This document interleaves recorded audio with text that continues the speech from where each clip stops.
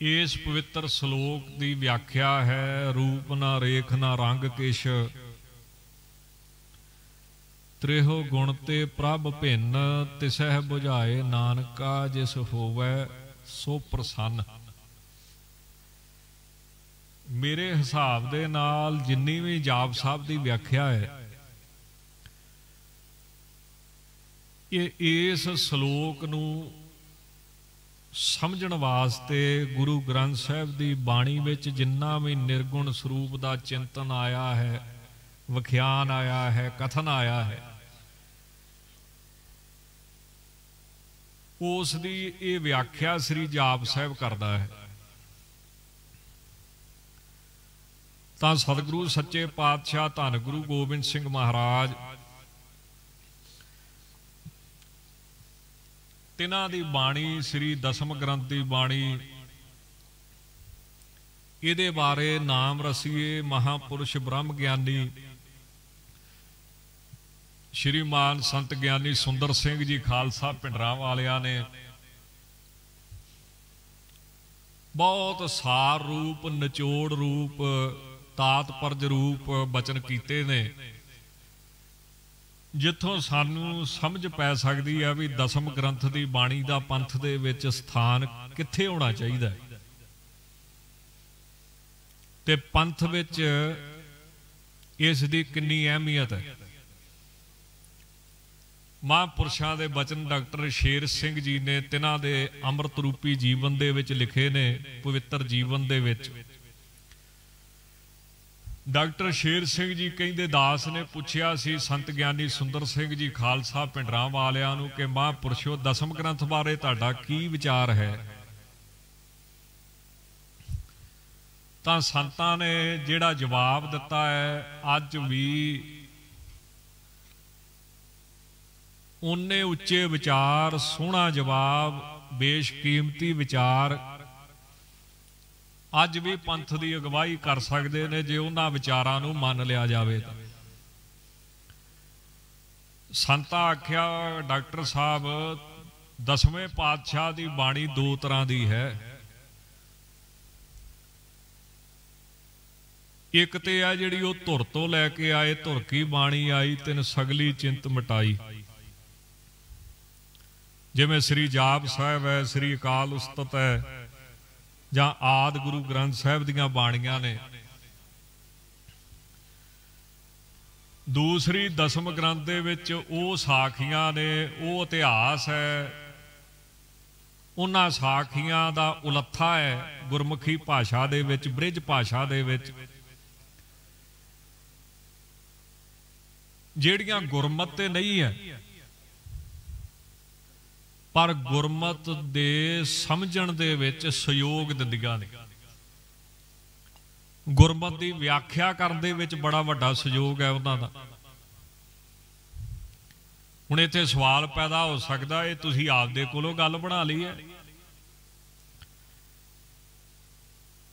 कि गुरमत विच धन गुरु ग्रंथ साहिब दे विच इहो जी प्रमाण उदाहरणां आउंदियां ने जिन्हां नूं समझण वास्ते दसम ग्रंथ पढ़ना जरूरी है।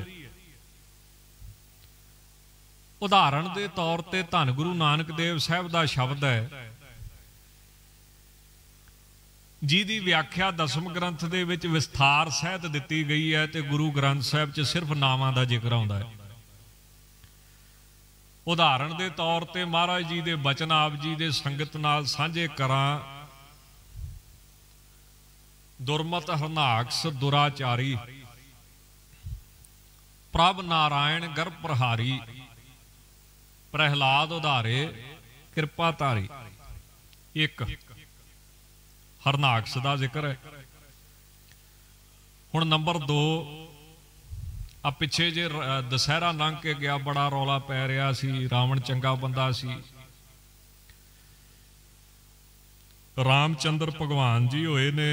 समय दीयां गल्लां हुंदियां, इह कलयुग दा समा है, वेख लो सोच बदल जाती समय दे नाल। अज रावण नूं भगवान बनाया जा रहा ते राम जी नूं रावण दे थां खड़ा कीता जा रहा। विचारधारा बदलती रहिंदी है पर सच ते सच ही रहेगा। दूसरी उदाहरण गुरु नानक देव साहब ने रावण की दी है। महाराज कहते भूलो रावण मुग्ध अचेत। ये मुग्ध ते अचेत का की अर्थ होता है, ये आपे कर लेना चाहिए है। भूलो रावण मुग्ध अचेत, लंका लूटी सीस समेत, गर्भ गया बिन सतगुर हेत। हुण रावण का विस्तार सहित जिक्र पढ़ना है तो रामा अवतार पढ़ना पवेगा श्री दसम ग्रंथ विच, नहीं तो फिर संस्कृत सीखनी पवेगी ते वाल्मीकि जी की रामायण ते जोग विशिष्ट जी का वैराग रूपी ग्रंथ पढ़ना पवेगा। जोग विशिष्ट बड़ा भारी बड़ा बेशकीमती ग्रंथ है, ज्ञान का खजाना है। हुण तीसरी उदाहरण गुरु नानक देव साहब ने श्री गुरु ग्रंथ साहब च दित्ती जी की व्याख्या दसम ग्रंथ करता है, होर किते जिक्र नहीं मिलता है। सिखां दे जिहड़े ग्रंथ ने उन्हां विचों दसम ग्रंथ विच जिक्र मिलता है। तीसरी उदाहरण की है, सहस बाहो मद कीट मह खासा। तीन नां ने जी, सहस बाहो मद कीट ते मैं खासा। हुण सहस बाहू कौन होया है? हजारां बाहां वाला अर्जन, उहदा जिक्र किथे आवेगा? दसम ग्रंथ च आवेगा। मद कीट दैंत होए ने, चिकनतास जल पर तिर रही, जिहदा जिक्र बचित्र नाटक दे विच भी शास्त्रां मुताबक धरती किदां बनी है उत्थे जिक्र कीता है। गुरमत अनुसार नहीं, पुराणा मुताबक धरती किदां बनी है, भी मद कीट राक्ष मार के बनी। गुरमत अनुसार की है वह भी जिक्र आउंदा है। ओंकार ब्रह्मा उत्पत ओंकार किया जिन चित, ओंकार सैल जुग भये, ओंकार वेद निर्भये। पुराणक साहित्य की जानकारी भी मद कीट कौन सी तां दसवें पातशाह दसदे भी मैं तुहानूं दसदा मद कीट कौन सी, जिहदा भगवान विष्णु जी नाल जिन्हां दा 5000 साल युद्ध होया, दो जाने सी ते भगवान कल्ले सन। इसे तरह मैं खासा मैकासुर कौन सी, जिहदा जिक्र चंडी दी वार, चंडी चरित्र पहले दूजे ते चंडी दी वार च आया। कमाल दी बुद्धि है दसवें पातशाह दी। पहला उन्होंने चंडी चरित्र पहले च अंकित करते ने, उहदे विच सवैये ते कबित पता लगता है कि कोई विद्वान सतपुरख अवतारी पुरख बाणी उचार रहा। दूसरा जिहड़ा चंडी चरित्र है उसे कथा नूं चौपियां ते दोहरे च संगीत भुजंग प्रयाद छंद दे विच उसे चीज नूं एक चीज नूं वखरे छंदां च बयान कीता।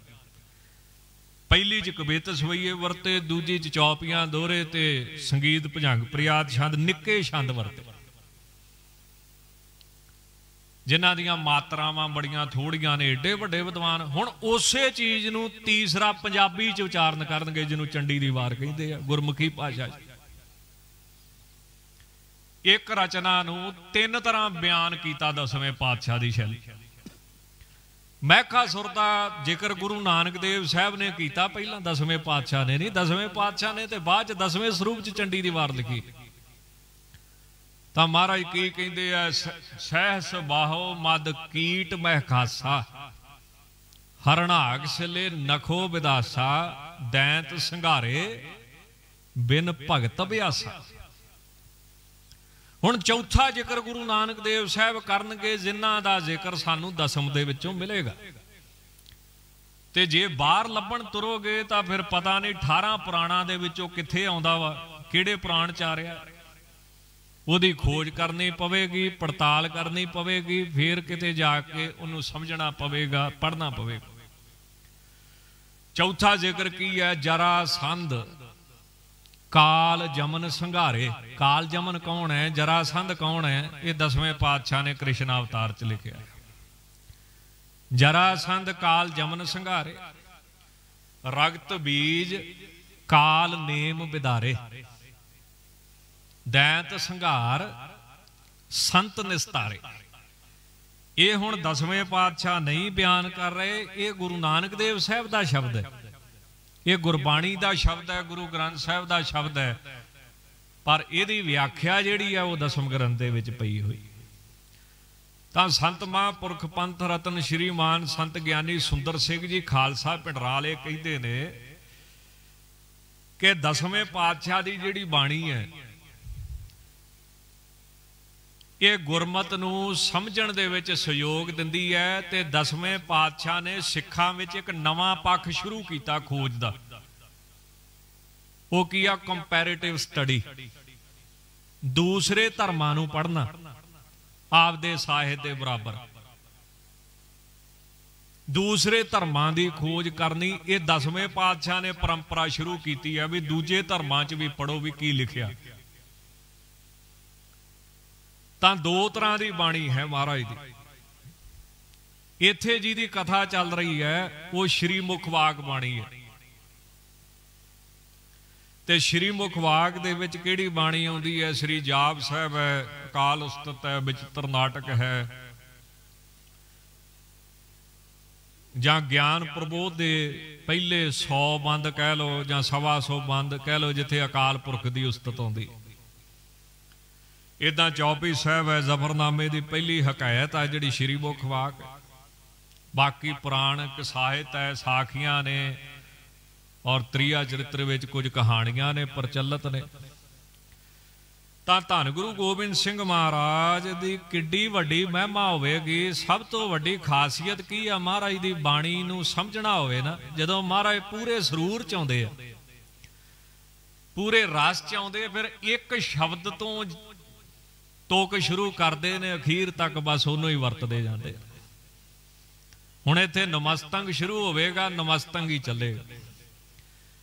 ਅੱਗੇ ਚਾਚਰੀ ਛੰਦ ਚ ਐੜਾ ਸ਼ੁਰੂ ਕਰ ਦੇਣਗੇ ਤੇ ਤਕਰੀਬਨ 10-12 ਪੌੜੀਆਂ ਐੜਾ ਹੀ ਚੱਲੇਗਾ। ਰੂਪ ਹੈ, ਅਨੂਪ ਹੈ, ਅਜੂ ਹੈ, ਭੂ ਹੈ, ਐੜਾ ਹੀ ਚੱਲੇਗਾ। ਇੱਕ ਅੱਖਰ ਤੋਂ ਇੰਨੇ ਵਾਹਿਗੁਰੂ ਦੇ ਨਾਮ ਇਹ 10ਵੇਂ ਪਾਤਸ਼ਾਹ ਦੀ ਬੁੱਧੀ ਚ ਆ ਸਕਦੇ ਨੇ, ਹੋਰ ਕਿਸੇ ਦੇ ਨਹੀਂ। ਕਿਸੇ ਵਿਦਵਾਨ ਨੂੰ, ਕਿਸੇ ਵਕਤਾ ਨੂੰ ਕਹੋ ਵੀ ਬੋਲ, 2-4 ਗੱਲਾਂ ਬੋਲੇਗਾ, ਵਿਸ਼ਾ ਬਦਲਣਾ ਪੈ ਜਾਵੇ।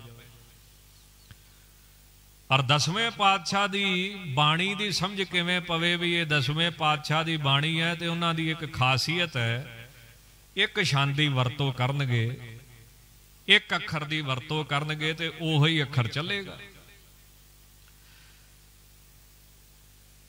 ਆਓ ਬੜੇ ਪ੍ਰੇਮ ਦੇ ਨਾਲ ਸ੍ਰੀ ਜਾਪ ਸਾਹਿਬ ਦੀ ਕਥਾ, ਭੁਜੰਗ ਪ੍ਰਿਆਦ ਛੰਦ ਦੀ ਕਥਾ ਚੱਲ ਰਹੀ ਹੈ। ਆਪ ਸੰਗਤ ਸੁਣਨ ਦਾ ਯਤਨ ਕਰੋ, ਮਨ ਚ ਬਿਰਤੀ ਇਕਾਗਰ ਕਰਕੇ। ਚੌਥੀ ਪੌੜੀ ਤੋਂ ਕਥਾ ਆਰੰਭ ਹੋਣ ਲੱਗੀ ਹੈ। ਸਤਿਗੁਰੂ ਜੀ ਕਿਰਪਾ ਕਰਦੇ ਹੋਏ ਕੀ ਫਰਮਾ ਰਹੇ ਹਨ? ਸਤਨਾਮ ਵਾਹਿਗੁਰੂ ਜੀ, ਨਮਸਤੰ ਅਗੰਜੇ। ਅਗੰਜੇ, ਗੰਜ ਕਹਿੰਦੇ ਨੇ ਨਾਸ ਨੂੰ, ਕਿਸੇ ਚੀਜ਼ ਨੂੰ ਖਤਮ ਕਰ ਦੇਣਾ, ਨਸ਼ਟ ਕਰ ਦੇਣਾ। ਐੜਾ ਹੋ ਗਿਆ ਰਹਿਤ। ਹੇ ਵਾਹਿਗੁਰੂ, ਤੇਰਾ ਨਾਸ਼ ਨਹੀਂ ਹੁੰਦਾ ਹੈ, ਤੂੰ ਖਤਮ ਨਹੀਂ ਹੁੰਦਾ ਹੈ। ਜਿਹੜਾ ਵਾਹਿਗੁਰੂ ਪਰਮੇਸ਼ਰ ਖਤਮ ਨਹੀਂ ਹੁੰਦਾ, ਨਾਸ਼ ਨਹੀਂ ਹੁੰਦਾ, ਐਸੇ ਵਾਹਿਗੁਰੂ ਨੂੰ ਨਮਸਤੰਗ ਮੇਰੀ ਨਮਸਕਾਰ ਹੈ। ਗੰਜ ਦਾ ਅਰਥ ਪੰਜਾਬੀ ਚ ਹੁੰਦਾ ਰੋਗ, ਗੰਜ ਆਦਿਕ ਰੋਗ। ਹੇ ਵਾਹਿਗੁਰੂ ਪਰਮੇਸ਼ਰ ਜੀ, ਤੂੰ ਰੋਗ ਰਹਿਤ ਹੈ। ਆਪ ਜੀ ਤਾਂ ਰੋਗ ਕੱਟਣ ਵਾਲੇ ਹੋ, ਰੋਗਾਂ ਤੋਂ ਬਚਾਉਣ ਵਾਲੇ ਹੋ। ਪਰਮਾਤਮਾ ਨੂੰ ਕੋਈ ਰੋਗ ਨਹੀਂ ਗੰਜ ਆਦਿਕ। ਅਸੀਂ ਤਾਂ ਸਗੋਂ ਬੇਨਤੀਆਂ ਕਰਦੇ ਹਾਂ, ਰੋਗਨ ਤੇ ਅਰ ਸੋਗਨ ਤੇ ਜਲ ਜੋਗਨ ਤੇ ਬਹੁ ਭਾਂਤ ਬਚਾਵੇ। ਅਸੀਂ ਤਾਂ ਰੋਜ਼ ਪੜ੍ਹਦੇ ਹਾਂ, ਰੱਖਿਆ ਦੇ ਸ਼ਬਦ ਤਾਤੀ ਬਾਉ ਨਾ ਲੱਗੇ। ਪਾਰ ਬ੍ਰਹਮ ਸਰਣਾਈ ਚੌਗਿਰਦ ਹਮਾਰੇ ਰਾਮਕਾਰ, ਦੁੱਖ ਲੱਗੇ ਨਾ ਭਾਈ। ਜਿਸ ਵਾਹਿਗੁਰੂ ਪਰਮੇਸ਼ਰ ਨੂੰ ਗੰਜ ਆਦਿਕ ਕੋਈ ਰੋਗ ਨਹੀਂ ਆ, ਐਸੇ ਵਾਹਿਗੁਰੂ ਜੀ ਨੂੰ 10ਵੇਂ ਪਾਤਸ਼ਾਹ ਕਹਿੰਦੇ ਮੇਰੀ ਨਮਸਕਾਰ ਹੈ। ਨਹੀਂ ਤੇ ਹਰ ਇਨਸਾਨ ਨੂੰ, ਹਰ ਜੀਵ ਨੂੰ ਕੋਈ ਨਾ ਕੋਈ ਰੋਗ ਗੁਰਬਾਣੀ ਮੁਤਾਬਕ ਲੱਗਾ ਹੋਇਆ। ਵਿਸਥਾਰ ਦਾ ਸਮਾਂ ਨਹੀਂ, ਸੰਖੇਪ ਜੀ ਬੇਨਤੀ ਕਰਾਂ। ਐੜੇ ਦਾ ਅਰਥ ਜਿੱਥੇ ਮਹਾਪੁਰਸ਼ ਵਿਦਵਾਨ ਰਹਿਤ ਕਰਦੇ ਨੇ, ਨਿਸ਼ੇਧ ਕਰਦੇ ਨੇ, ਉਥੇ ਐੜੇ ਦਾ ਅਰਥ ਵਿਸ਼ੇਸ਼ਤਾ ਕਰਕੇ ਵੀ ਹੁੰਦਾ ਹੈ। ਗੰਜ ਦਾ ਅਰਥ ਕੀ ਹੈ? ਗਿਣਤੀ, ਮਿਣਤੀ। ਫਾਰਸੀ ਦੇ ਵਿੱਚ ਗਿਣਤੀ, ਕਿਸੇ ਚੀਜ਼ ਦਾ ਹਿਸਾਬ ਰੱਖਣਾ। हे ਵਾਹਿਗੁਰੂ ਪਰਮੇਸ਼ਰ ਜੀ, ਤੂੰ ਸਾਰੇ ਹੀ ਸੰਸਾਰ ਦਾ ਹਿਸਾਬ ਰੱਖਦਾ ਹੈ। ਐੜਾ ਆ ਗੰਜੇ, ਐੜਾ ਵਿਸ਼ੇਸ਼ ਕਰਕੇ ਗੰਜੇ ਖਿਆਲ ਰੱਖਦਾ ਹੈ, ਹਿਸਾਬ ਰੱਖਦਾ ਹੈ।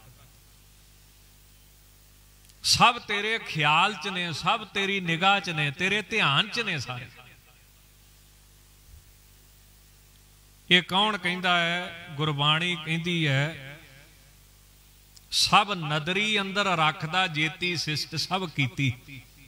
ਸਭ ਉਹਦੀ ਨਿਗਾਹ ਚ। ਜਾਂ ਫਿਰ ਦਸਵੇਂ ਪਾਤਸ਼ਾਹ ਕਹਿੰਦੇ ਨੇ, ਸਦੀਵ ਸਰਬ ਲੋਕ ਕੇ ਕਿਰਪਾਲ ਖਿਆਲ ਮੈਂ ਰਹੇ। ਹਮੇਸ਼ਾ ਉਹਦੇ ਨਿਗਾਹ ਚ ਰਹਿੰਦੇ ਨੇ। ਤੁਰੰਤ ਦਰੋਹ ਦੇ ਕੇ ਅਨੰਤ ਭਾਤ ਸੁਧ ਹੈ। ਜਾਂ ਧੰਨ ਬਾਬਾ ਫਰੀਦ ਸਾਹਿਬ ਕਹਿੰਦੇ, ਫਰੀਦਾ ਪਿਛਲ ਰਾਤ ਨਾ ਜਾਗਿਓ, ਜੀਵ ਦੜਿਓ ਮੋਇਓ। ਜੇ ਤੈਂ ਰੱਬ ਵਿਸਾਰਿਆ ਤਾਂ ਰੱਬ ਨਾ ਵਿਸਰਿਓ। ਤਾਂ ਗੰਜ ਕਹਿੰਦੇ ਨੇ ਗਿਣਤੀ ਨੂੰ। ਗਿਣਤੀ ਤੋਂ ਭਾਵ ਕੀ ਲੈਣਾ ਹੈ? ਖਿਆਲ, ਹਿਸਾਬ ਰੱਖਣਾ, ਨਿਗਾਹ ਚ ਰੱਖਣਾ। ਭਾਵ ਅਰਥ ਹੈ। ਭਾਵ ਅਰਥ ਹੋਰ ਹੁੰਦਾ ਹੈ, ਅਖਰੀ ਅਰਥ ਹੋਰ ਹੁੰਦਾ ਹੈ। ਜਿਹੜਾ ਵਾਹਿਗੁਰੂ ਪਰਮੇਸ਼ਰ ਸਭ ਨੂੰ ਆਪਣੇ ਖਿਆਲ ਚ ਰੱਖਦਾ ਹੈ, ਨਿਗਾਹ ਚ ਰੱਖਦਾ ਹੈ, ਨਜ਼ਰ ਚ ਰੱਖਦਾ ਹੈ। ਜਾਂ ਗੰਜ ਕਹਿੰਦੇ ਨੇ ਨਾਸ਼ ਨੂੰ। ਐੜੇ ਦਾ ਅਰਥ ਇੱਥੇ ਹੁਣ ਕੀ ਕਰਨਾ? ਵਿਸ਼ੇਸ਼ ਕਰਕੇ ਤੂੰ ਸਭ ਦਾ ਹੀ ਨਾਸ਼ ਕਰਨ ਵਾਲਾ ਹੈ। ਜਿਤੇ ਜੀਵ ਜਨਤੰਗ ਸੋ ਦੁਨੀਅੰ ਉਪਾਇੰ, ਸਭੇ ਅੰਤ ਕਾਲੰਗ ਬਲੀ ਕਾਲ ਘਾਇ। ਜੋ ਵੀ ਸੰਸਾਰ ਦੇ ਵਿੱਚ ਪੈਦਾ ਹੋਇਆ ਹੈ, ਇੱਕ ਦਿਨ ਉਹਦਾ ਨਾਸ ਹੋਣਾ ਹੈ, ਖਤਮ ਹੋਣਾ ਹੈ। ਤੇ ਜਿਹੜਾ ਖਤਮ ਕਰਨ ਵਾਲਾ ਹੈ, ਭਾਵ ਕੀ ਹੋ ਗਿਆ? ਪੈਦਾ ਕਰਨ ਵਾਲਾ, ਪਾਲਣ ਵਾਲਾ ਤੇ ਲੈ ਕਰ ਦੇਣ ਵਾਲਾ ਜਿਹੜਾ ਪਰਮੇਸ਼ਰ ਹੈ, ਉਹਨੂੰ ਮੇਰੀ ਨਮਸਕਾਰ ਹੈ।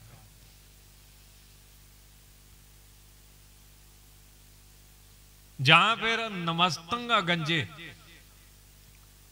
हे ਵਾਹਿਗੁਰੂ ਪਰਮੇਸ਼ਰ ਜੀ, ਗੰਜ ਗਿਣਤੀ ਐੜਾ ਜੇ ਰਹਿਤ ਕਰ ਦਈਏ, ਗਿਣਤੀ ਮਿਣਤੀ ਦੇ ਵਿੱਚ ਤੇਰੇ ਕਾਰਜ, ਤੇਰੇ ਪਰਉਪਕਾਰ ਨਹੀਂ ਆਉਂਦੇ। ਨਾ ਤੂੰ ਆਪ ਗਿਣਤੀ ਚ ਹੈ, ਬਾਕੀ ਸਭ ਗਿਣਤੀ ਜੀ। ਦੱਸੋ ਗਿਣਤੀ ਚ ਹੈ ਕਿ ਨਹੀਂ? ਉਮਰ ਵੀ ਤੇ ਗਿਣਤੀ ਚ ਹੀ ਹੈ। ਗਿਣਤੀ ਤੋਂ ਬਾਹਰ ਹੈ ਕਿ ਅੱਜ ਤੱਕ? ਜੇ ਕੋਈ ਕਵੇ ਮੈਂ ਅੱਧਾ ਘੰਟਾ ਸਿਮਰਤ ਕਰਦਾ, ਤੇ ਇਹ ਅੱਧਾ ਘੰਟਾ ਕੀ ਹੈ? ਗਿਣਤੀ ਹੈ।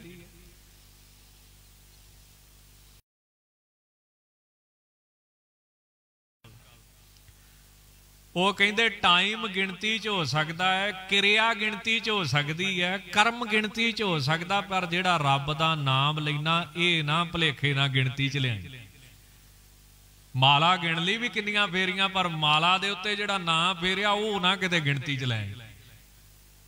ਕਿਉਂ? ਗਿਣਤੀ ਚ ਆਉਂਦਾ ਨਹੀਂ, ਉਹ ਮਿਣਤੀ ਚ ਆਉਂਦਾ ਨਹੀਂ। ਤੇਰੇ ਗੁਣ, ਤੇਰੇ ਕਾਰਜ, ਤੇਰੇ ਪਰਉਪਕਾਰ, ਤੇਰੀਆਂ ਦਾਤਾਂ ਵਾਹਿਗੁਰੂ ਪਰਮੇਸ਼ਰ ਜੀ ਕੌਣ ਗਿਣ ਸਕਦਾ? ਆਪਾਂ ਪੜ੍ਹਦੇ ਨਾ, ਤੇਰੇ ਕਮਨ ਕਮਨ ਗੁਣ ਗਹਿ ਗਹਿ ਗਾਵਾਂ, ਤੂੰ ਸਾਹਿਬ ਗੁਣੀ ਨਿਧਾਨਾ। ਤੁਮਰੀ ਮਹਿਮਾ ਵਰਨ ਨਾ ਸਾਕੋ, ਤੂੰ ਠਾਕੁਰ ਊਚ ਭਗਵਾਨਾ। ਤਾਂ ਇਸ ਤਰ੍ਹਾਂ ਮਹਾਪੁਰਸ਼ ਅਗੰਜੇ ਸ਼ਬਦ ਦੇ ਬੇਅੰਤ ਅਰਥ ਕਰਦੇ ਨੇ। ਤਾਂ ਸਤਿਗੁਰੂ ਜੀ ਅੱਗੇ ਕਿਰਪਾ ਕਰਦੇ ਹੋਏ ਫਰਮਾਉਂਦੇ ਹਨ, ਨਮਸਤੰ ਅਭੰਜੇ। ਭੰਜ ਕਹਿੰਦੇ ਨੇ ਨਾਸ ਕਰਨਾ, ਖਤਮ ਕਰਨਾ, ਭੰਨ ਦੇਣਾ, ਨਸ਼ਟ ਕਰ ਦੇਣਾ, ਸੁੱਟ ਦੇਣਾ। हे ਵਾਹਿਗੁਰੂ ਜੀ, ਆਪ ਜੀ ਦਾ ਸਰੂਪ ਕਦੇ ਵੀ ਨਾਸ ਨਹੀਂ ਹੁੰਦਾ। ਆਪ ਜੀ ਨੂੰ ਨਮਸਕਾਰ ਹੈ। ਨਮਸਤੰ ਅਨਾਮੇ। ਹਰ ਚੀਜ਼ ਦਾ ਨਾਮ ਮੰਨਿਆ ਗਿਆ ਹੈ, ਪਰ ਪਰਮਾਤਮਾ ਦੇ ਨਿਰਗੁਣ ਸਰੂਪ ਦਾ ਕੋਈ ਨਾਮ ਨਹੀਂ। ਉਹ ਜੋਤ ਰੂਪ ਹੈ, ਪ੍ਰਕਾਸ਼ ਰੂਪ ਹੈ। ਨਾਮ ਕਿਹਦਾ ਹੁੰਦਾ ਹੈ? ਸਰੀਰ ਦਾ। रंग रूप दा। जिहड़ा गुणहीन परमात्मा है, इत्थे गुण का मतलब 3 गुण जिन्हां तो शरीर बनता है। जिहड़ा त्रेहो गुण ते प्रभ भिन्न, जदों उहदा शरीर ही नहीं, रंग रूप ही नहीं, तो फिर नाम की। इस करके वाहिगुरु जी आप जी नाम तो रहत, आप जी नूं नमस्कार है।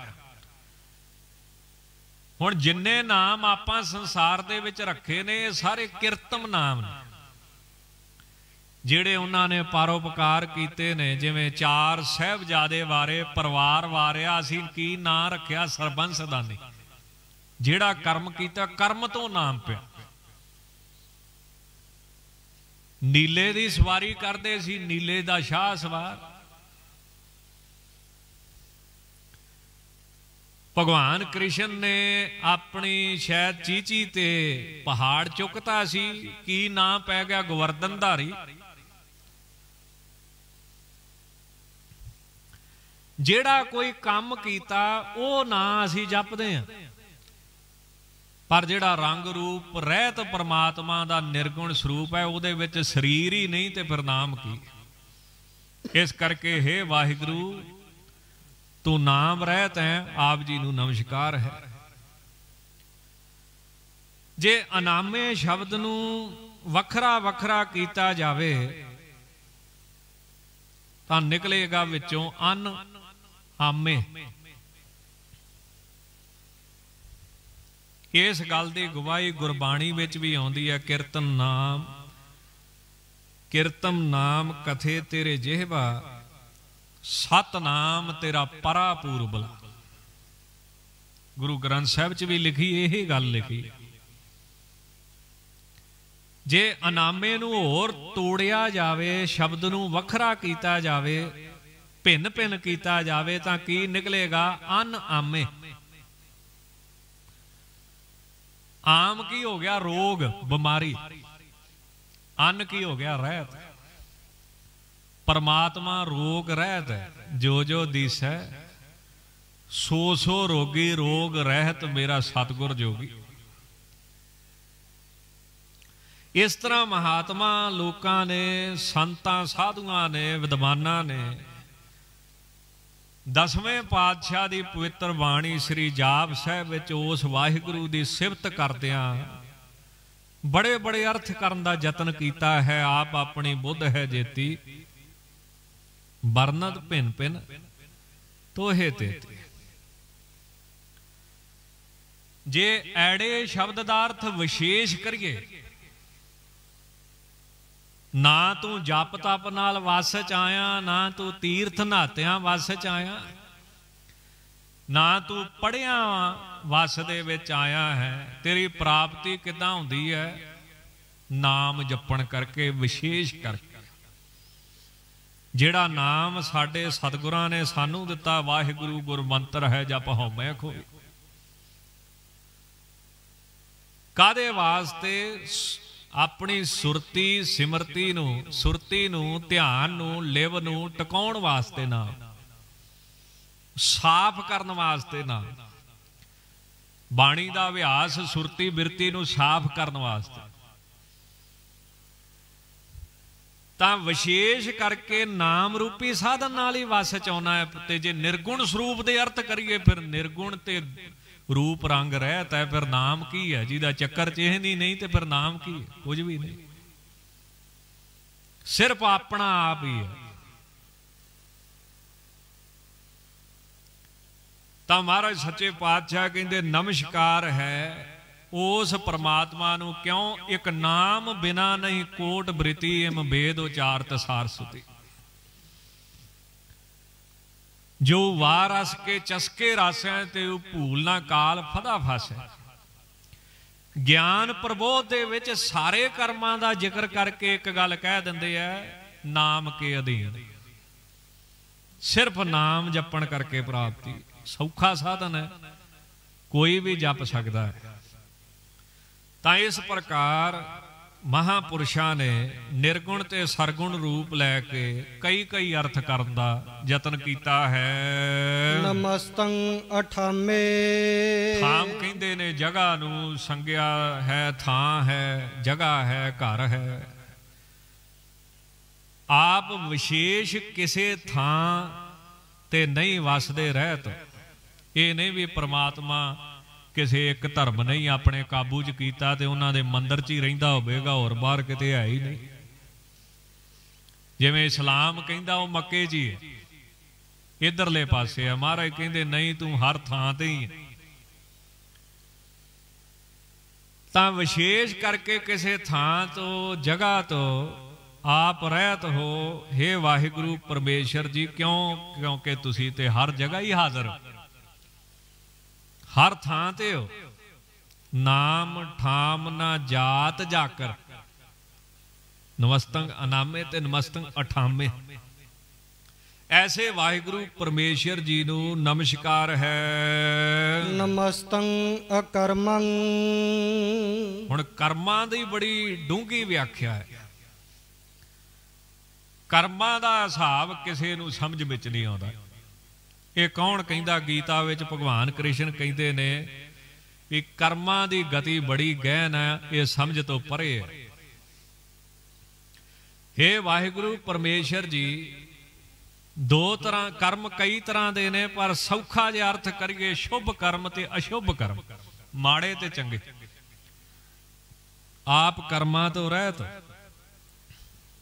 ਜਾਂ ਕਰਮਾਂ ਦਾ ਬੰਧਨ ਨਹੀਂ ਪੈਂਦਾ ਤੁਹਾਨੂੰ। ਬਾਕੀ ਜਿੰਨਾ ਸੰਸਾਰ ਹੈ, ਜਬ ਲਗ ਜਾਣੇ ਹਉ ਕਿਛ ਕਰਤਾ, ਤਬ ਲਗ ਗਰਭ ਜੋਨ ਮੈਂ ਫਿਰਤਾ। ਬਾਕੀ ਜਿੰਨਾ ਸੰਸਾਰ ਹੈ, ਜੇਹਾ ਬੀਜੈ ਸੋ ਲੁਣੈ। ਕਰਮਾ ਸੰਧੜਾ ਖੇਤ, ਸਰੀਰ ਧਰਤੀ ਮੰਨੀ ਗਈ ਹੈ, ਸ਼ੁਭ ਅਸ਼ੁਭ ਕਰਮ ਵਿੱਚ ਬੀਜੇ ਜਾ ਰਹੇ। ਉਹੋ ਜਿਹਾ ਫਲ ਮਿਲੇਗਾ, ਉਹੋ ਜਿਹੀ ਫਸਲ ਮਿਲੇਗੀ ਜਿਹੋ ਜਿਹੇ ਬੀਜ ਬੀਜੇ ਹੋਣਗੇ। ਅਸੀਂ ਕਰਮ ਕਰਕੇ ਅੱਜ ਹੀ ਚਾਹੁੰਦੇ ਹਾਂ ਵੀ ਰੱਬ ਮਿਲੇ, ਰੱਬ ਦੀ ਪ੍ਰਾਪਤੀ ਹੋਵੇ, ਵਾਹਿਗੁਰੂ ਦੀ ਬਰਕਤ ਮਿਲੇ। ਪਰ ਨਿਆਣਾ ਜੰਮਣ ਨੂੰ ਵੀ ਤੇ 9 ਮਹੀਨੇ ਲੱਗ ਜਾਂਦੇ ਆ। ਵੀ ਜਦੋਂ ਤੂੰ ਜੰਮਿਆ ਸੀ, ਤੂੰ ਪਹਿਲੇ ਦਿਨ ਹੀ ਆ ਗਿਆ ਸੀ ਵੀ ਅੱਜ ਹੀ ਪਾਠ ਕਰੇ ਤੇ ਅੱਜ ਹੀ ਰੱਬ ਮਿਲ ਪਏ ਤੈਨੂੰ। ਅਖੀਰ ਸੰਸਾਰ ਚ ਆਉਂਦਿਆਂ ਵੀ 9 ਮਹੀਨੇ ਲੱਗੇ ਨੇ। ਜਿਹੜਾ ਕਰਮ ਕੀਤਾ ਉਹਦਾ ਫਲ ਇੱਕ ਦਿਨ ਮਿਲੇਗਾ। ਜਿਹੜਾ ਬੀਜ ਬੀਜਿਆ ਹੈ, ਅੱਜ ਨਾਮ ਜਪਣਾ ਸ਼ੁਰੂ ਕੀਤਾ, ਇਹਦਾ ਫਲ ਇੱਕ ਦਿਨ ਮਿਲੇਗਾ। ਪਰ ਇੱਥੇ ਨਿਰਗੁਣ ਸਰੂਪ ਦੀ ਗੱਲ ਚੱਲ ਰਹੀ ਹੈ ਕਿ ਵਾਹਿਗੁਰੂ ਪਰਮੇਸ਼ਰ ਜੀ, ਤੂੰ ਕਰਮਾਂ ਦੇ ਅਧੀਨ ਨਹੀਂ, ਜਿੱਦਾਂ ਅਸੀਂ ਦੁਨਿਆਵੀ ਲੋਕ ਕਰਮਾਂ ਦੇ ਅਧੀਨ। ਜਿਹੋ ਜੇ ਬੀਜੇ ਉਹੋ ਜੇ ਵੱਢਦੇ ਪਏ ਆ, ਜਿਹੋ ਜੇ ਕਰ ਰਹੇ ਉਹੋ ਜੇ ਗਾਂ ਭੋਗਾਂਗੇ। ਤਾਂ ਕਰਮਾਂ ਦੇ ਬੰਧਨਾਂ ਤੋਂ ਰਹਿਤ ਹੋ, ਸ਼ੁਭ ਅਸ਼ੁਭ ਕਰਮਾਂ ਤੋਂ ਆਪ ਜੀ ਰਹਿਤ ਹੋ। ਐਸੇ ਸਰੂਪ ਨੂੰ ਮਹਾਰਾਜ ਕਹਿੰਦੇ ਮੇਰੀ ਨਮਸਕਾਰ ਹੈ। ਨਮਸਤੰ ਅਧਰਮੰ। ਧਰਮ ਦੀ ਵੀ ਬੜੀ ਗਹਿਨ ਵਿਆਖਿਆ। ਧਰਮ ਧੀ ਧਾਤੂ ਤੋਂ ਬਣਦਾ ਹੈ, ਜਿਹਦਾ ਮਤਲਬ ਧਾਰਨ ਕਰਨਾ। ਧਾ ਸ਼ਬਦ ਦਾ ਅਰਥ ਹੁੰਦਾ ਧਾਰਨ ਕਰਨਾ, ਆਸਰਾ। ਹੇ ਵਾਹਿਗੁਰੂ ਪਰਮੇਸ਼ਰ ਜੀ, ਤੁਸੀਂ ਕਿਸੇ ਖਾਸ ਧਰਮ ਤੋਂ, ਮਜ਼ਹਬ ਤੋਂ, ਦੀਨ ਤੋਂ ਰਹਿਤ ਹੋ। ਹਾਂ ਸੱਚ ਜਿਹੜਾ ਸੀ ਨਾ, ਕੋਈ ਪੈਗੰਬਰ ਨੇ ਨਹੀਂ ਬੋਲਿਆ। ਸਾਰਿਆਂ ਨੇ ਕਿਹਾ ਨਹੀਂ, ਸਾਡੇ 'ਚ ਹੀ ਮਿਲਦਾ ਹੈ। ਹਿੰਦੂਆਂ ਆਖਿਆ ਸਾਡੇ 'ਚ ਹੀ ਰੱਬ ਹੈ, ਮੁਸਲਮਾਨਾਂ ਆਖਿਆ ਸਾਡੇ ਕਰਕੇ ਹੀ ਮਿਲਦਾ, ਵੈਸੇ ਮਿਲਦਾ ਹੀ ਨਹੀਂ। ਮਜ਼ਹਬ ਜਿਹੜੇ ਨੇ, ਦੀਨ ਧਰਮ ਜਿਹੜੇ ਨੇ, ਇਹ ਤਾਂ ਰਸਤੇ ਨੇ ਉਹਦੀ ਪ੍ਰਾਪਤੀ ਦੇ।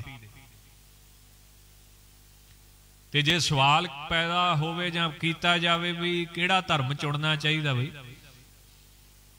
ਤਾਂ ਜਿਹਦੇ 'ਚ ਜਿਹਦਾ ਜਨਮ ਹੋਇਆ, ਸਵਾਲ ਬਣਿਆ ਹੀ ਨਹੀਂ। ਰੱਬ ਨੇ ਤੈਨੂੰ ਪੈਦਾ ਕਿੱਥੇ ਕੀਤਾ ਸੀ? ਜਿੱਥੇ ਪੈਦਾ ਕੀਤਾ ਉਸ ਧਰਮ ਨੂੰ ਨਿਭਾਵੋ ਚਾਹੁੰਦਾ ਸੀ। ਧਰਮ ਕੀ ਹੈ? ਰਸਤੇ ਨੇ, ਮੰਜ਼ਲ ਨਹੀਂ। ਇਸ ਰਾਹ ਤੇ ਤੁਰੋਗੇ ਤੇ ਮੰਜ਼ਲ ਤੇ ਪਹੁੰਚ ਜਾਓਗੇ।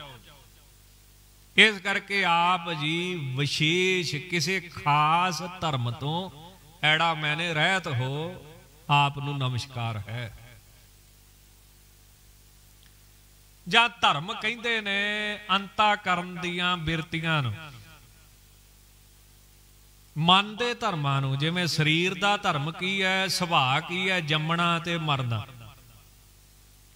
ਮਨ ਦਾ ਧਰਮ ਕੀ ਹੈ, ਸੁੱਖ ਤੇ ਦੁੱਖ, ਖੁਸ਼ੀ ਗਮੀ। ਇਹ ਮਨ ਦੇ ਧਰਮ ਨੇ, ਸਰੀਰ ਦੇ ਨਹੀਂ। ਸੱਟ ਸਰੀਰ ਤੇ ਲੱਗਦੀ ਆ, ਦੁਖੀ ਮਨ ਹੁੰਦਾ ਹੈ। ਮਨ ਦੇ ਧਰਮ ਕੀ ਹੈ, ਸੁੱਖ ਦੁੱਖ, ਖੁਸ਼ੀ ਗਮੀ। ਜੀਵ ਆਤਮਾ ਦੇ ਧਰਮ ਕੀ ਹੈ, ਆਉਣਾ ਜਾਣਾ।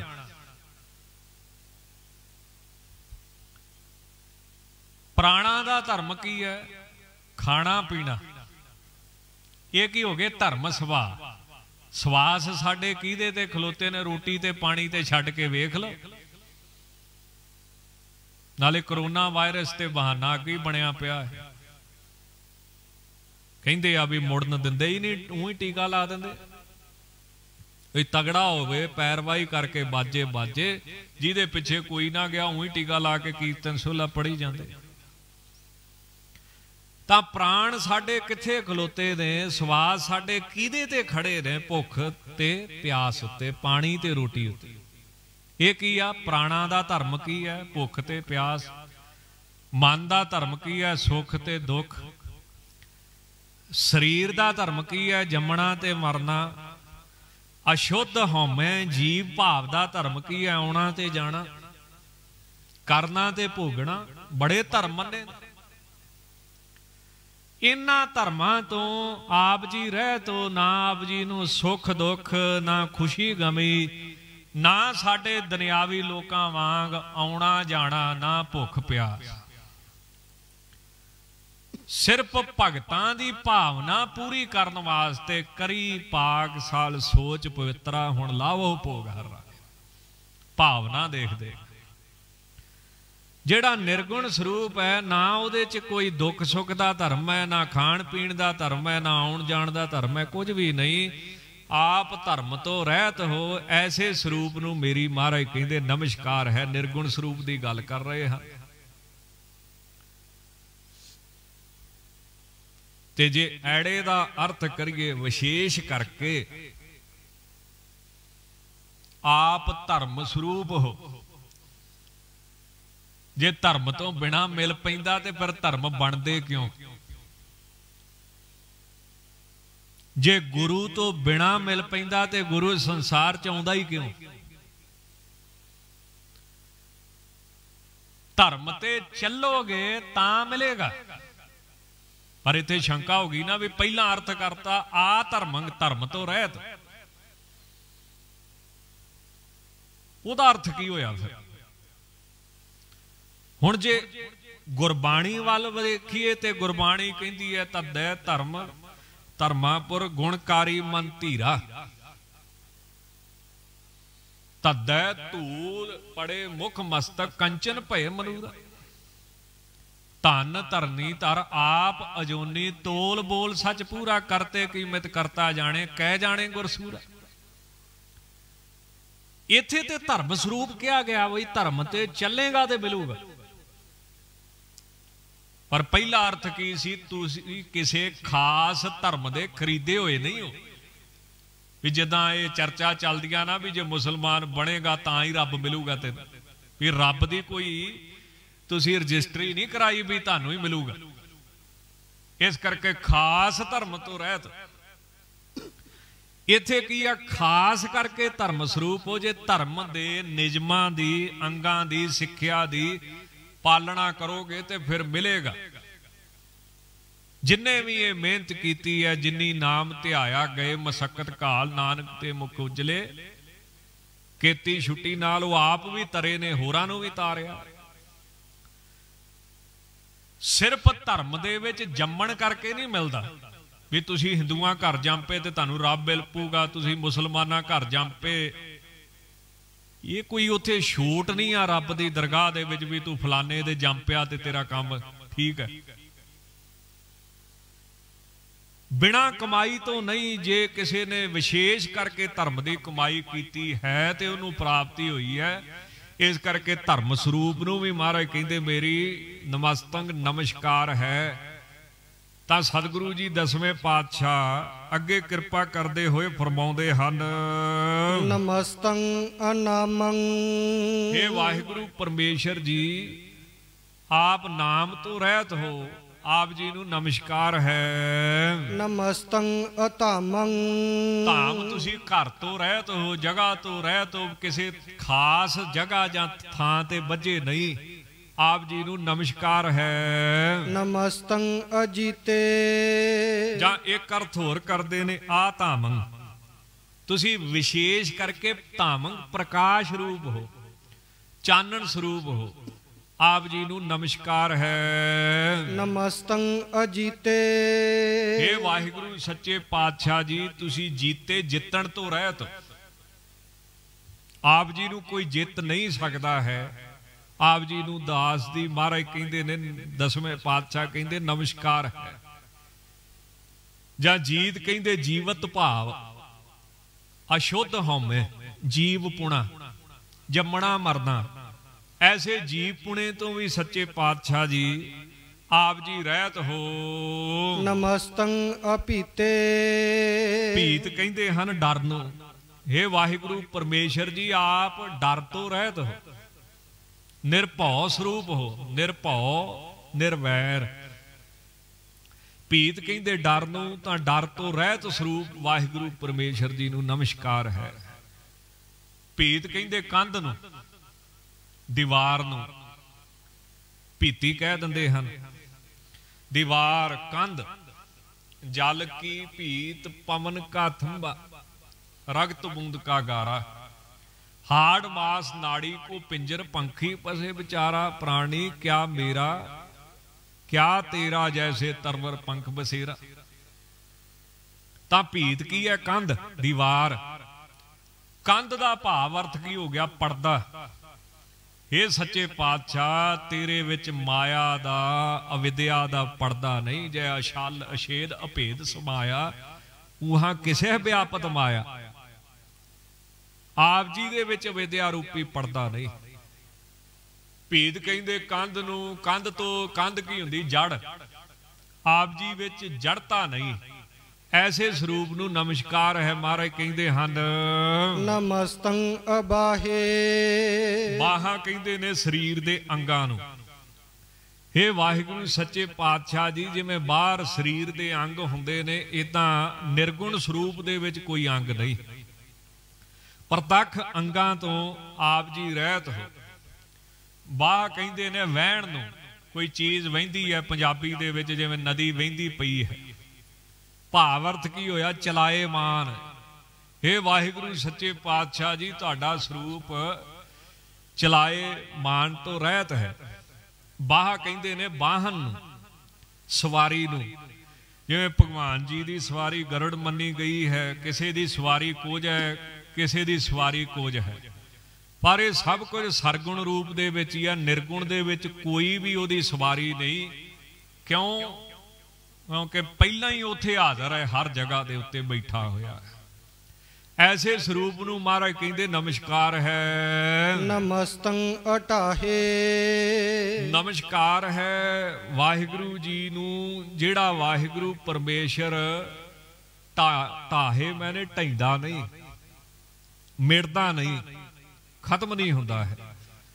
ਜਾਂ ਇੱਧਰ ਜਿਹੜੇ ਦਰਿਆ ਦਾ ਏਰੀਆ ਹੁੰਦਾ ਹੈ, ਨਦੀ ਕਰਕੇ ਉਹਦਾ ਕੰਢਾ ਬਣਿਆ ਹੁੰਦਾ ਉੱਚਾ, ਉਹਨੂੰ ਢਾਹਾ ਕਹਿ ਦਿੰਦੇ ਨੇ ਪੰਜਾਬੀ ਚ, ਗੁਰਮੁਖੀ ਚ।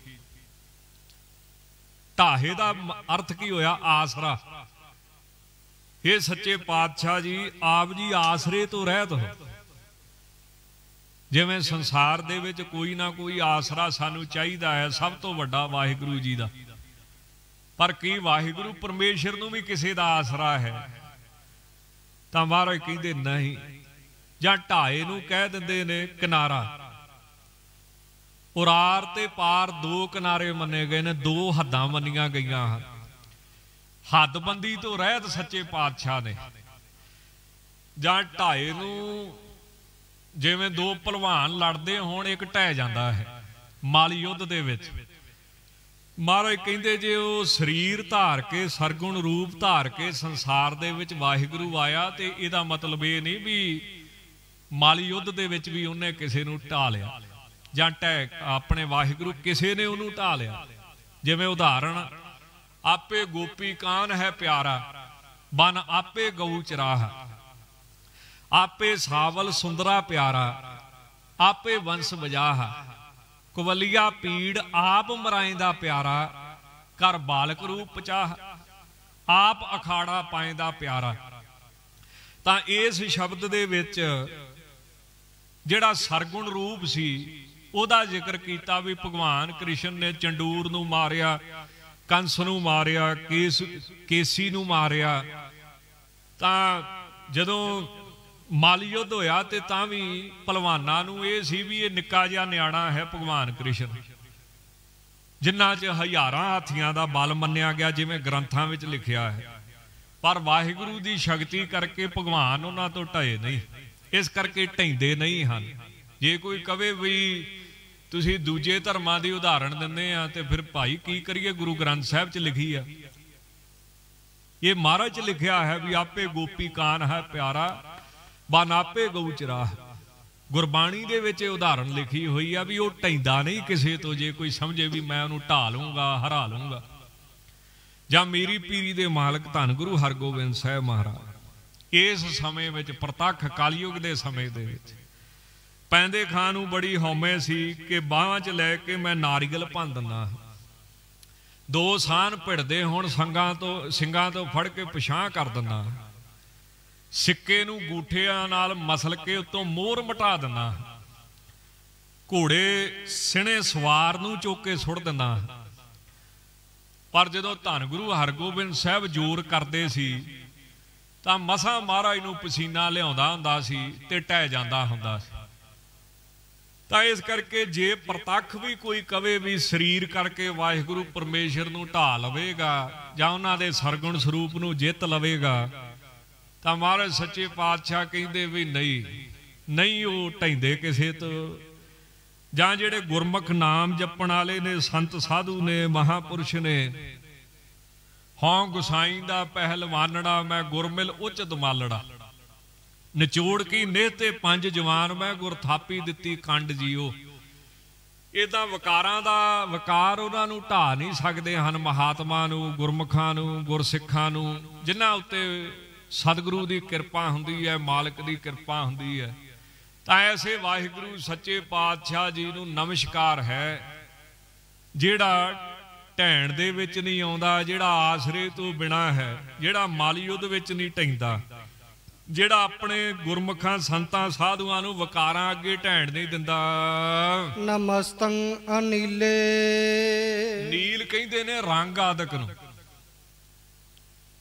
हे वाहिगुरू परमेश्वर जी आप जी दा कोई रंग रूप नहीं, जिवें सतयुग विच हंसा अवतार दा रंग मन्निया सी चिट्टा,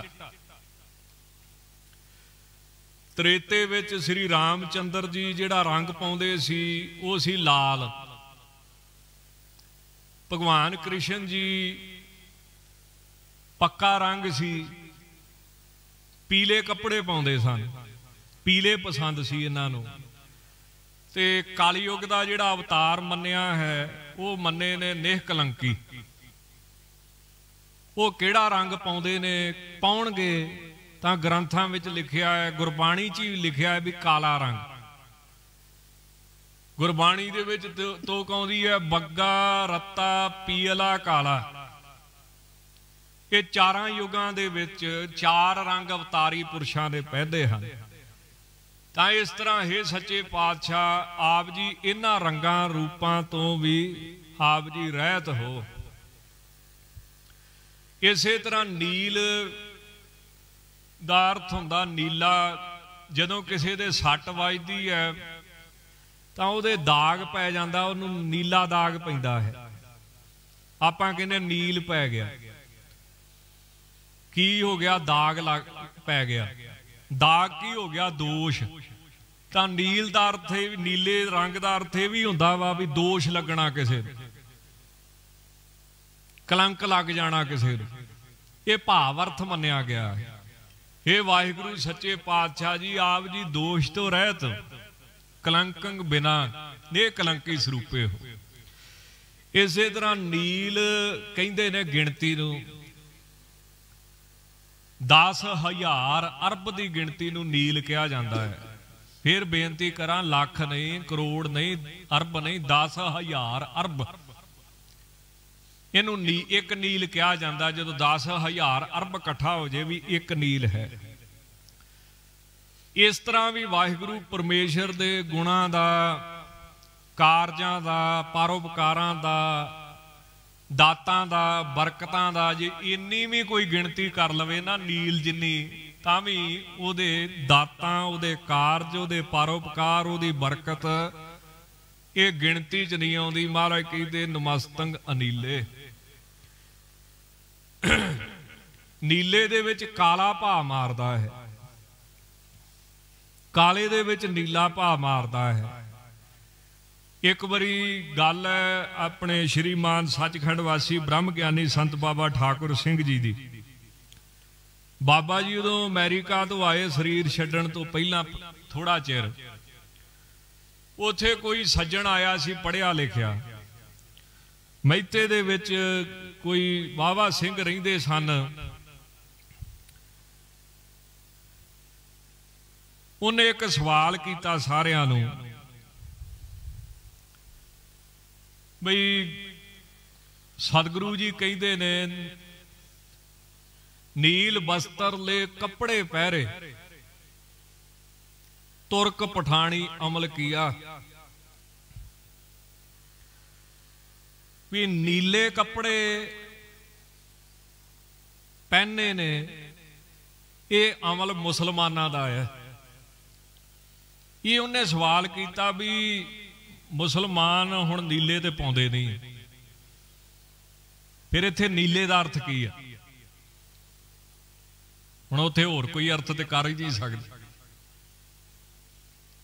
जे करोगे तो फिर राम राय वाली होगी। फिर भी मुसलमान ते नीले कपड़े पाउंदे ही नहीं। तो उदों की गल है, वाहवा चेते आ गई 2004 दी। उदों सवाल किया सी किसी ने, तो जवाब हुण मिलिया जाके। न्याय दे विच नीले दा अर्थ काला भी किया ते काले दा अर्थ नीला भी किया। जिथे नील शब्द आवे शास्त्री भाषा च उथे दो अर्थ हो जाते हैं, एक नीला भी ते एक काला भी। अज वेखो किन्ने चिर बाद ये अर्थ होर भी महापुरखा ने टीके च कीते ने, लड़ीवार कथा च कीते ने, पर उदों इन्ना ध्यान नहीं सी दईदा।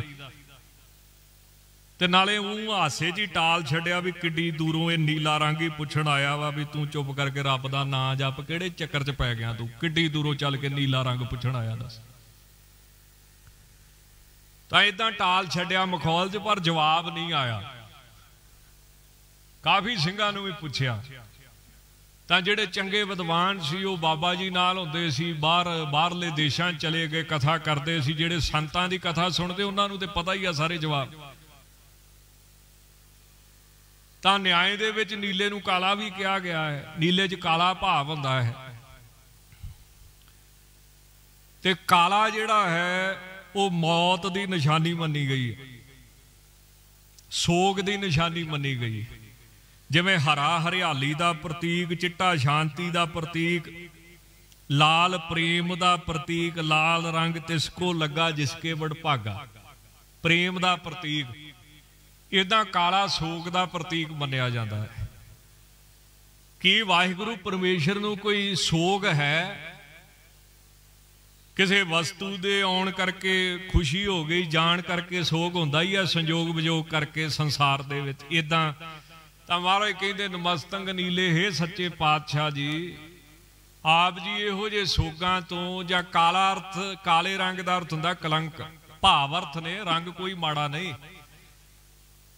ਤਾਂ ਆਪ ਜੀ ਕਲੰਕ ਤੋਂ ਬਿਨਾ ਹੋ, ਸੋਗ ਤੋਂ ਬਿਨਾ ਹੋ, ਗਿਣਤੀ ਤੋਂ ਰਹਿਤ ਹੋ, ਤੇ ਪ੍ਰਤੱਖ ਵੀ ਕੋਈ ਰੰਗ ਰੂਪ ਨਹੀਂ, ਜੋਤ ਸਰੂਪ ਪ੍ਰਕਾਸ਼ ਸਰੂਪ ਹੋ। ਨਮਸਤੰ ਅਨਾਦੇ। ਇਸੇ ਤਰ੍ਹਾਂ ਨਮਸਕਾਰ ਹੈ ਅਨਾਦੇ ਅਨ ਆਦ ਨੂੰ।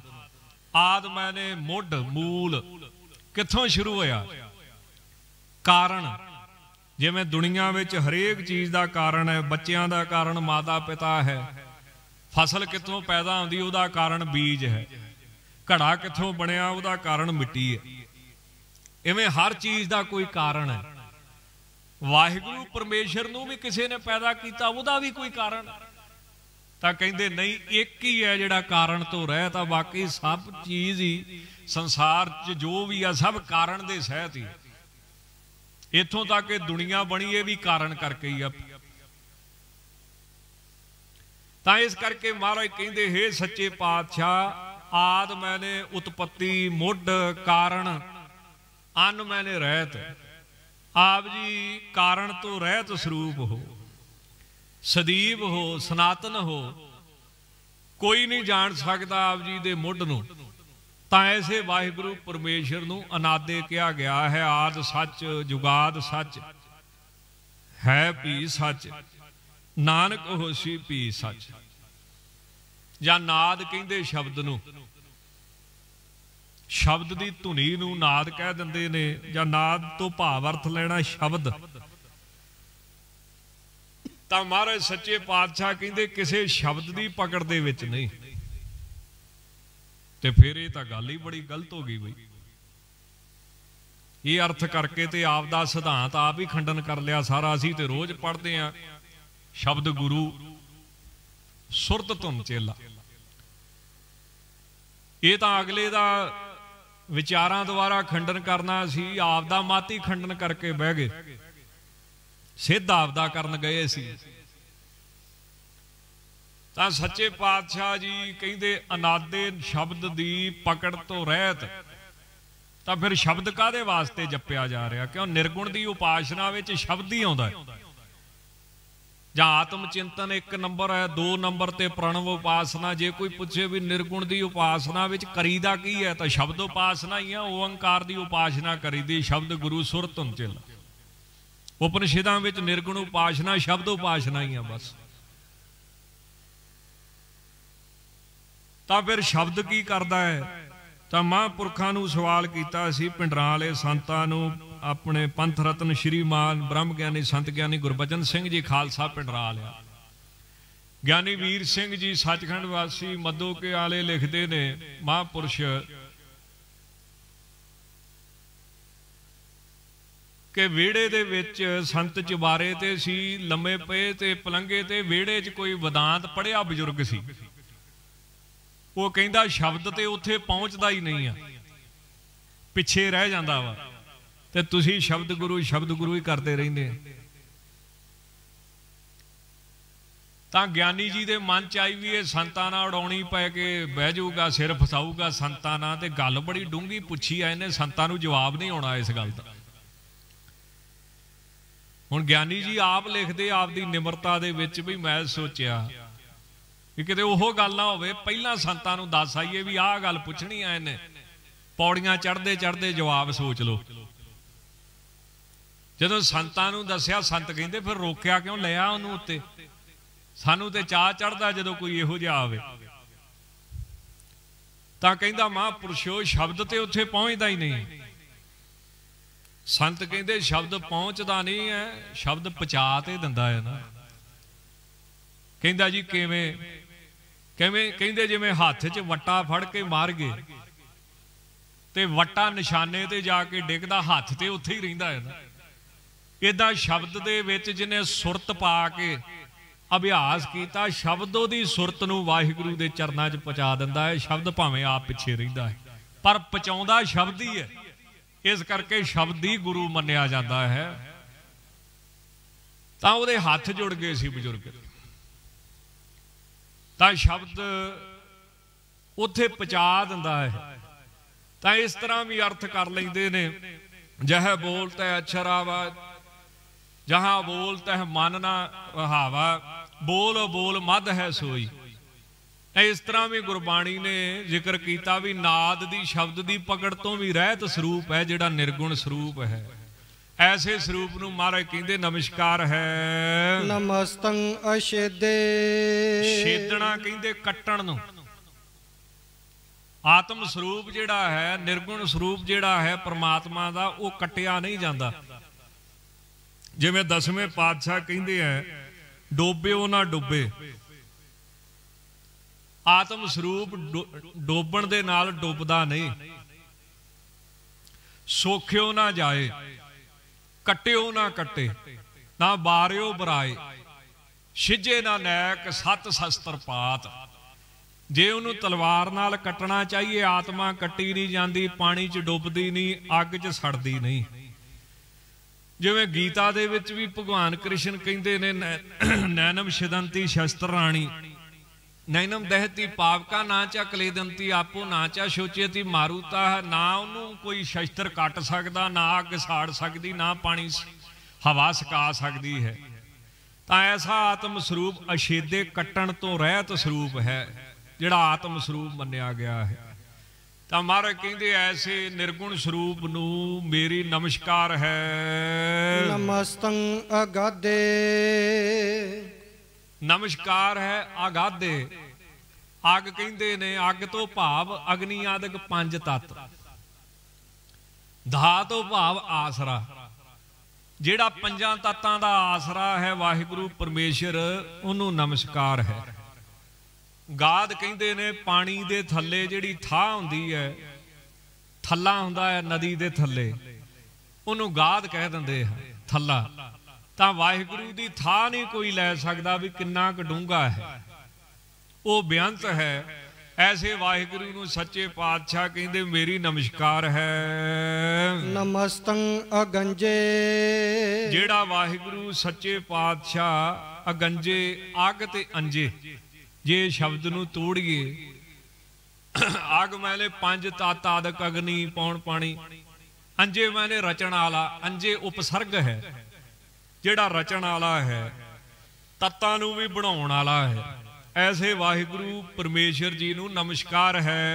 नमस्तं अपंजे इसे तरह अपंजे अब अंजे इनू तोड़ के भिन्न भिन्न करके अब अंजे निकले शब्द।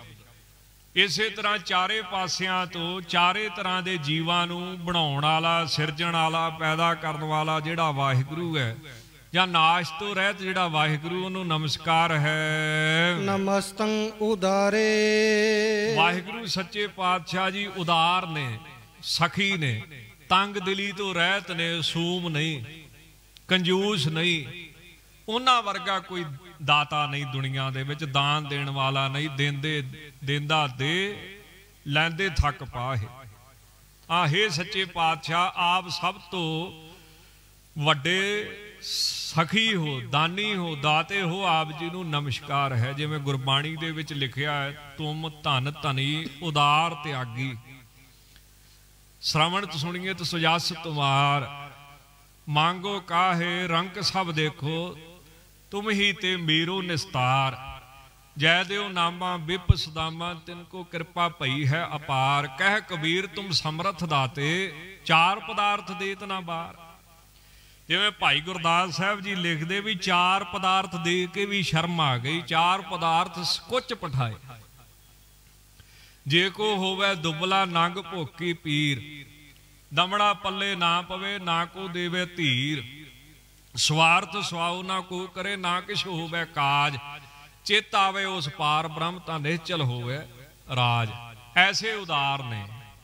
एक बारी श्रीमान धन बाबा फरीद साहब दी माता जी कहन लगे बाबा जी नूं कि हे फरीद मैं रोजे खोलने ने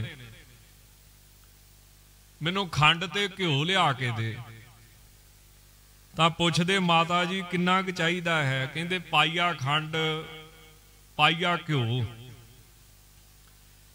तां आप भजन सिमरन करन चले गए ते भजन सिमरन करते ऐसे लीन हो गए ऐसे खुब गए कि खंड खुंड उत्थे की रहनी सी चेता ही ना रहा किसी चीज का। ऐसी सुरती बिरती वाहिगुरु च लीन हुई। ਤਾਂ ਵਾਹਿਗੁਰੂ ਜੀ ਨੇ ਸੋਚਿਆ ਵੀ ਇਹ ਤਾਂ ਹੁਣ ਮੇਰੇ 'ਚ ਹੀ ਲੀਨ ਹੋ ਗਏ ਨੇ। ਉੱਥੇ ਮਾਤਾ ਖੜੀ ਘਰੇ ਖੰਡ ਤੇ ਘਿਓ ਡੀਕਦੀ ਪਈ ਹੈ। ਤਾਂ ਆਪ ਸ਼ਾਹੂਕਾਰ ਦਾ ਰੂਪ ਧਾਰਨ ਕੀਤਾ। ਖੰਡ ਦੀ ਬੋਰੀ, ਘਿਓ ਦਾ ਕੁੱਪਾ ਨੌਕਰ ਨੂੰ ਚੁਕਾ ਕੇ ਉਥੇ ਘਰ ਦੇ ਮੂਹਰੇ ਛੱਡ ਕੇ ਕਿ ਭਗਤ ਫਰੀਦ ਸਾਹਿਬ ਜੀ ਨੇ ਭੇਜਿਆ ਹੈ। ਸਿਮਰਨ ਭਜਨ ਤੋਂ ਬਾਅਦ ਆਪ ਜੀ ਜਦੋਂ ਵਾਪਸ ਆਏ ਤਾਂ ਮਾਤਾ ਨੇ ਦੱਸਿਆ ਵੀ ਕੋਈ ਸ਼ਾਹੂਕਾਰ ਖੰਡ ਤੇ ਘਿਓ ਛੱਡ ਗਿਆ ਹੈ, ਪਰ ਮੈਂ ਤੇ ਬੜੇ ਥੋੜੇ ਮੰਗਾਏ ਸੀ। ਉਹ ਇੱਕ ਬੋਰੀ ਖੰਡ ਦੀ, ਇੱਕ ਕੁੱਪਾ ਘਿਓ ਦਾ ਜਾਂ ਘੜਾ ਘਿਓ ਦਾ ਛੱਡ ਗਿਆ ਹੈ। ਤਾਂ ਮਹਾਰਾਜ ਜੀ ਕਹਿਣ ਲੱਗੇ, ਬਾਬਾ ਫਰੀਦ ਸਾਹਿਬ, ਮਾਤਾ ਇਹ ਪਾਈਆ ਹੀ ਆ। ਕਹਿੰਦੀ ਨਹੀਂ, ਪਾਈਆ ਨਹੀਂ, ਉਹਦੇ ਬੋਰੀ ਖੰਡ ਦੀ ਹੈ, ਘੜਾ ਘਿਓ ਦਾ ਹੈ। ਤਾਂ ਬਾਬਾ ਜੀ ਕਹਿਣ ਲੱਗੇ, ਰੱਬ ਦਾ ਪਾਈਆ ਹੈ। ਜੇਵੜ ਆਪ ਤੇਵੜ ਤੇਰੀ ਦਾਤ। ਜਿੱਡਾ ਵੱਡਾ ਉਹ ਮਾਲਕ ਹੈ, ਓਡੇ ਵੱਡੇ ਹੀ ਉਹਦੇ ਪਾਈਏ ਨੇ, ਓਡੀਆਂ ਵੱਡੀਆਂ ਹੀ ਉਹਦੀਆਂ ਦਾਤਾਂ ਨੇ। ਜਿਵੇਂ ਕੋਈ ਰਾਜਾ ਸੀ ਨਾ, ਕਿਸੇ ਸੰਤ ਦੇ ਪੇਟ 'ਚ ਦਰਦ ਹੋਇਆ ਤੇ ਕਹਿੰਦਾ ਚੁਟਕੀ ਇੱਕ ਖੰਡ ਚਾਹੀਦੀ ਹੈ। ਰਾਜੇ ਨੇ ਵਜ਼ੀਰ ਨੂੰ ਹੁਕਮ ਕੀਤਾ ਵੀ ਗੋਦਾਮ ਖੋਲ ਦੋ। ਸੰਤ ਕਹਿੰਦੇ ਮੈਂ ਗੋਦਾਮ ਤੋਂ ਕੀ ਕਰਨਾ, ਮੈਨੂੰ ਤੇ ਚੁਟਕੀ ਕੁ ਚਾਹੀਦੀ ਹੈ। ਕਹਿੰਦੇ ਮਹਾਰਾਜ ਤੁਹਾਡਾ ਵਜਨ ਠੀਕ ਹੈ, ਪਰ ਮੈਂ ਬਾਦਸ਼ਾਹ ਵਾਂ, ਤੇ ਜੇ ਮੈਂ ਚੁਟਕੀ ਕੁ ਦਊਂਗਾ ਤੇ ਲੋਕ ਕੀ ਕਹਿਣਗੇ, ਏਡਾ ਵੱਡਾ ਬਾਦਸ਼ਾਹ ਹੋ ਕੇ ਚੁਟਕੀ ਕੀ। ਸਾਡੀਆਂ ਚੁਟਕੀਆਂ ਕਹਿੰਦੇ ਏਡੀਆਂ ਹੀ ਹੁੰਦੀਆਂ ਗੋਦਾਮਾਂ ਜਿੱਡੀਆਂ, ਤੇ ਜਿਹੜਾ ਬਾਦਸ਼ਾਹ ਹੋਵੇਗਾ, ਵਾਹਿਗੁਰੂ ਪਰਮੇਸ਼ਰ ਹੋਵੇਗਾ, ਉਹਦੀ ਕਿੱਡੀ ਵੱਡੀ ਦਾਤ ਹੋਵੇਗੀ। ਇਸ ਕਰਕੇ ਸੱਚੇ ਪਾਤਸ਼ਾਹ ਕਹਿੰਦੇ ਨਮਸਤੰ ਉਦਾਰੇ, ਆਪ ਜੀ ਤੋਂ ਵੱਡਾ ਸਖੀ ਕੋਈ ਨਹੀਂ, ਦਾਤਾ ਕੋਈ ਨਹੀਂ ਹੈ, ਦਾਨੀ ਕੋਈ ਨਹੀਂ ਹੈ, ਜਾਂ ਉਦਾਰ ਕਹਿੰਦੇ ਸ੍ਰੇਸ਼ਟ ਨੂੰ, ਆਪ ਜੀ ਤੋਂ ਉੱਚਾ ਕੋਈ ਨਹੀਂ ਹੈ। ਇਸ ਕਰਕੇ ਆਪ ਜੀ ਨੂੰ ਨਮਸਕਾਰ ਹੈ। ਨਮਸਤੰ ਅਪਾਰੇ, ਉਰਾਰ ਪਾਰ ਰੂਪੀ ਹੱਦਾਂ ਤੋਂ ਆਪ ਜੀ ਰਹਿਤ ਹੋ, ਬੇਅੰਤ ਹੋ। ਦੇਸ਼ ਕਰਕੇ ਅੰਤ ਨਹੀਂ, ਕਾਲ ਕਰਕੇ ਅੰਤ ਨਹੀਂ, ਵਸਤੂ ਕਰਕੇ ਪ੍ਰਛੇਦ ਅੰਤ ਨਹੀਂ। ਹਰ ਜਗ੍ਹਾ ਤੇ ਹਾਜ਼ਰ ਹੋ, ਹਰ ਸਮੇਂ ਦੇ ਵਿੱਚ ਹਾਜ਼ਰ ਹੋ, ਵਿਆਪਕ ਹੋ, ਹਰ ਵਸਤੂ ਦੇ ਵਿੱਚ ਨਿਰਗੁਣ ਸਰੂਪ ਕਰਕੇ ਸਮਾਨ ਚੇਤਨ ਕਰਕੇ ਬੈਠੇ ਹੋ। ਇਸ ਕਰਕੇ ਆਪ ਜੀ ਦਾ ਅੰਤ ਨਹੀਂ ਪਾਇਆ ਜਾਂਦਾ। ਜਾਂ ਪਾਰੇ ਪਾਲਣਾ ਤੋਂ ਰਹਿਤ ਹੋ, ਜਿਵੇਂ ਪਰਿਵਾਰ ਪਾਲੀ ਦਾ ਹੈ, ਬੱਚੇ ਪਾਲੀ ਦੇ ਹਨ, ਇਦਾਂ ਆਪ ਜੀ ਦੀ ਪਾਲਣਾ ਕਰਨ ਵਾਲਾ ਕੋਈ ਨਹੀਂ, ਆਪ ਸੰਸਾਰ ਦੀ ਪਾਲਣਾ ਕਰਨ ਵਾਲੇ ਹੋ। ਐਸੇ ਵਾਹਿਗੁਰੂ ਸੱਚੇ ਪਾਤਸ਼ਾਹ ਜੀ, ਆਪ ਜੀ ਨੂੰ ਨਮਸਕਾਰ ਹੈ। ਹੋਈਆਂ ਭੁੱਲਾਂ ਚੁੱਕਾਂ ਦੀ ਖਿਮਾ। ਸਾਰੀਆਂ ਸੰਗਤਾਂ ਦਾ ਬਹੁਤ ਬਹੁਤ ਧੰਨਵਾਦ। ਧੰਨ ਗੁਰੂ ਗ੍ਰੰਥ ਸਾਹਿਬ ਮਹਾਰਾਜ ਆਪਣੇ ਚਰਨਾਂ ਵਿੱਚ ਹਾਜ਼ਰੀ ਪ੍ਰਵਾਨ ਕਰਨ, ਸਰਬੱਤ ਸੰਗਤ ਨੇ ਹਾਜ਼ਰੀ ਪ੍ਰਵਾਨ ਕਰਨੀ। ਧੰਨ ਬਾਬਾ ਜਵਾਹਰ ਦਾਸ ਜੀ ਹਾਜ਼ਰੀ ਪ੍ਰਵਾਨ ਕਰਨ। ਲੇਖਾ ਕਤੇ ਨਾ ਛੁਟੀਐ, ਖਿਨ ਖਿਨ ਭੂਲਣ ਹਾਰ, ਬਖਸ਼ਣ ਹਾਰ ਬਖਸ਼ ਲੈ, ਨਾਨਕ ਪਾਰ ਉਤਾਰ। ਨਮਸਤੰ ਅਗੰਜੇ, ਨਮਸਤੰ ਅਪੰਜੇ, ਨਮਸਤੰ ਉਦਾਰੇ, ਨਮਸਤੰ ਅਪਾਰੇ। ਵਾਹਿਗੁਰੂ ਜੀ ਕਾ ਖਾਲਸਾ, ਵਾਹਿਗੁਰੂ ਜੀ ਕੀ ਫਤਿਹ।